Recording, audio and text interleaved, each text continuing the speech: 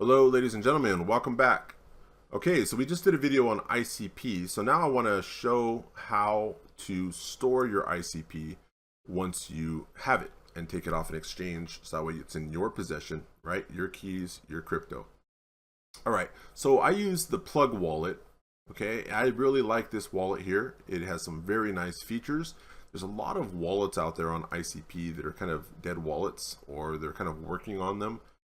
But there is the main ICP. You can go to ICP's website and they have their main wallet, but I was kind of confused. I'm a new user as well to ICP, and I was very confused on their wallet there. So I kind of just said, forget this. I had to look for an alternative, and I found, thankfully, the Plug wallet. Otherwise, I probably would have just passed completely on ICP, to be completely honest.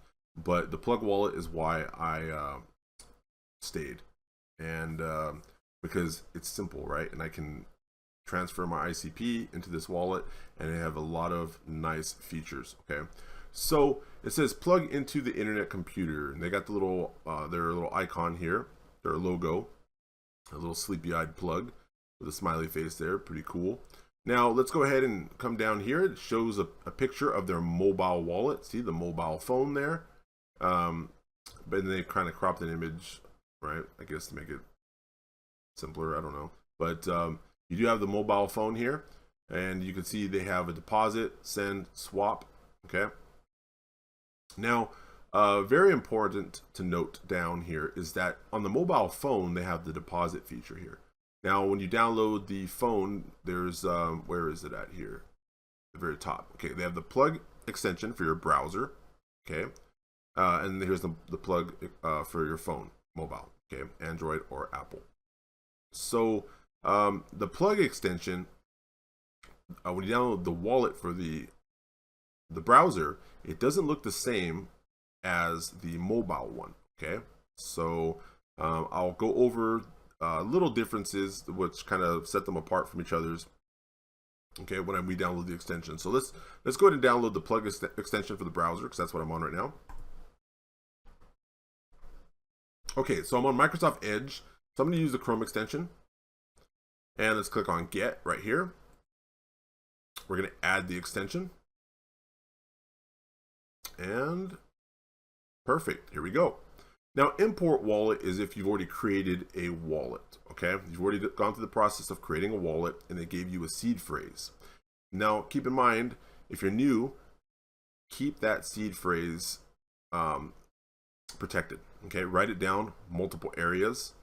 And put it in safe places. Never lose that, or you can lose your ICP token, ICP or the tokens, or whatever you buy and put into the wallet. Okay, so you want to keep that seed phrase somewhere safe. Okay, now in the event if your computer would ever get stolen, or your phone or something like that, you lose it or anything like that, or your computer just goes down, for instance, you're going to have that seed phrase to get a new phone, or maybe you go to a new browser or something like that, and then you can import that seed phrase by using the wallet, or excuse me, the import wallet right here. Okay, you just import that seed phrase into it, and it'll bring back your wallet to you there. Okay, very cool. And you can generate a new password, right? It'll have you do that because your old password is no longer going to work. Okay, it's done for. So they know that this is you, because when you import the wallet, you have that seed phrase. So then they say, thank you, we know it's you. Okay, you have access now. So now you can set up a new password there for yourself again, and then you have your wallet. Beautiful, right? Now, since we're just creating a wallet for the first time here, we'd have nothing to import, right? We want to make a wallet. Okay, we're new. So let's go ahead and click on Create Wallet. And this is the seed phrase I was talking about right here. Okay, so it says backup seed phrase.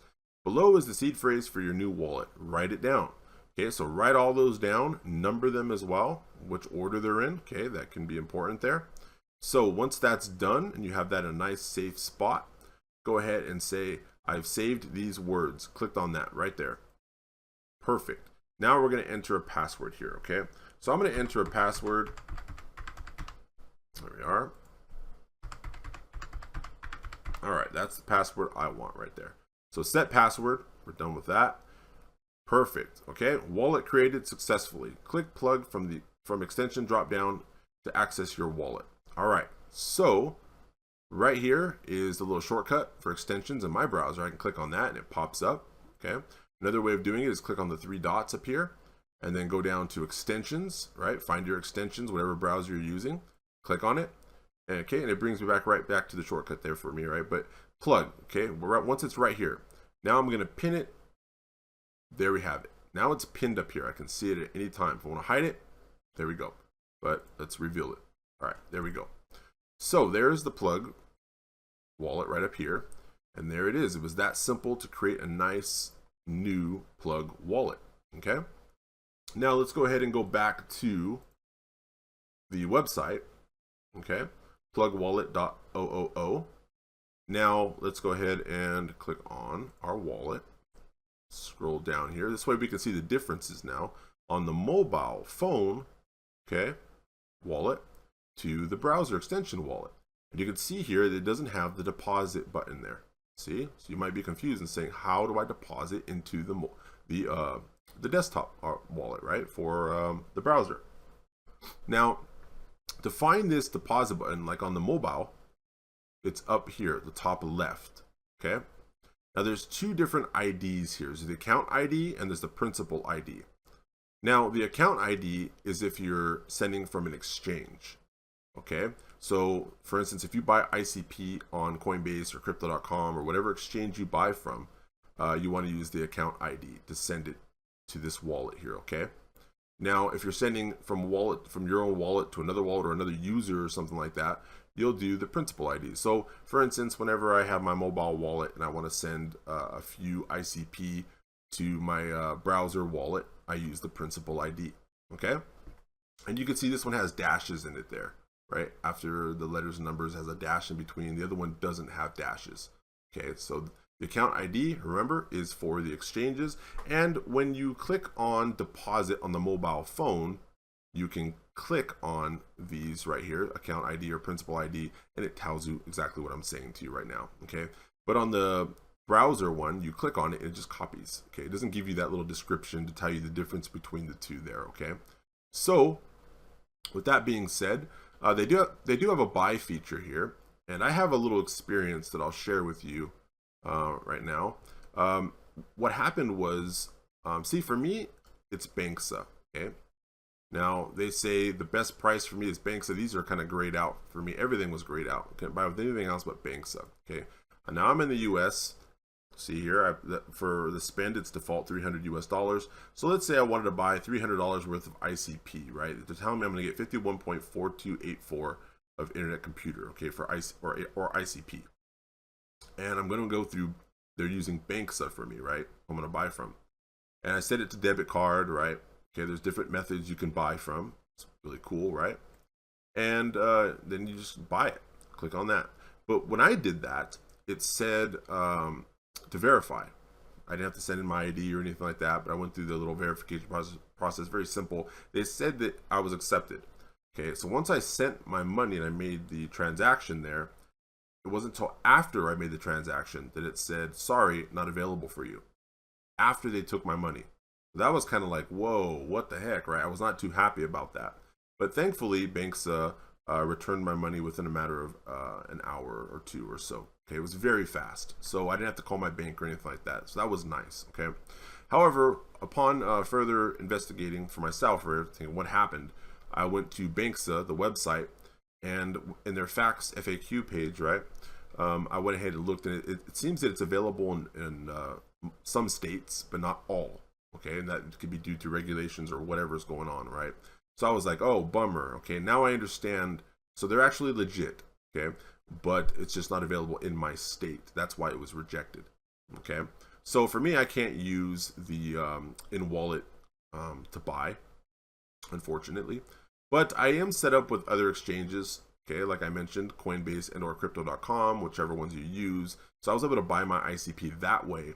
And then, of course, use the account ID and then send it to that, right? Okay, so that's that. All right, so they have AI. I think this is a new feature here. They built into the wallet there. Pretty cool. If you have questions or want to use that. But I did have something I want to mention, which is very important. I was buying through the exchanges, and I had, I have some crypto around different areas. So I was like, you know what, I'm going to send some Bitcoin over into the wallet. And I'm talking about this Bitcoin right here. Okay, not their ckBTC down here, right? The issue I had was sending Bitcoin, right? The main Bitcoin, this orange one here, the original OG Bitcoin. So I sent that, and what happened, I sent it to my mobile wallet, okay? But in the mobile wallet, it showed that my Bitcoin was there, okay? And it gave me the value of my Bitcoin's worth in there and stuff, and I said, perfect. Now I want to swap it, but I couldn't swap it at all, okay? So my Bitcoin was just sitting there. So I'm thinking, okay, now I want to send it out back to the wallet I sent it from, right? To get my Bitcoin out of this wallet. And what happened on the mobile wallet was that every time it would show me my balance in there, but every time I clicked on send or swap, it would send it to zero balance. So it was essentially telling me I could swap no Bitcoin. I had none. And then it said I couldn't send any Bitcoin either. It said zero. So I'm thinking, oh no, I started to panic and think, what's going on there? That's not cool. So what happened was I found out it was just a glitch on the mobile app. Okay, and the reason why I found that out is because I thought, I don't know, this is kind of worrisome. Let me just try to download the browser one here. Okay, so I went to and I imported my wallet. Okay, because I already had a wallet, right, from the mobile. So I used that seed phrase. I imported the wallet when creating the new wallet, right? You can either create the wallet or import it. So I imported it.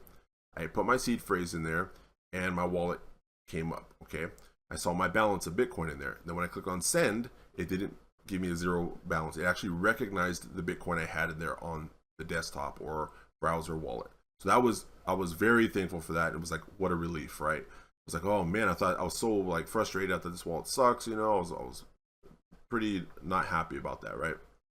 So thankfully, this wallet, okay, the browser one worked for me, and I was able to send my Bitcoin out, okay, into safekeeping now. So do indeed send ICP, or maybe these tokens that are already like integrated, right? They're their main ones, ckBTC. So you'll have to bridge your Bitcoin in or something like that into ckBTC, okay? And then you can probably transact better that way, right?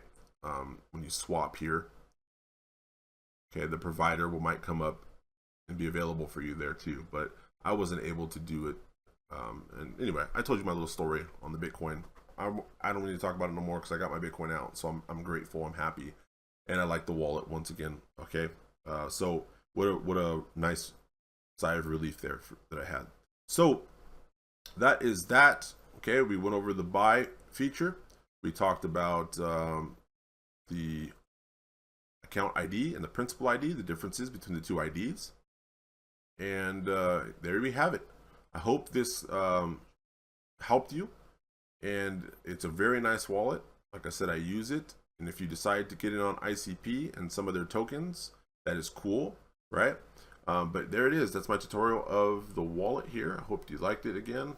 I keep saying. But yeah, that's it. I'm gonna wrap it up now. Thank you guys. Hope you appreciate it. Take care. Till next time. Bye-bye.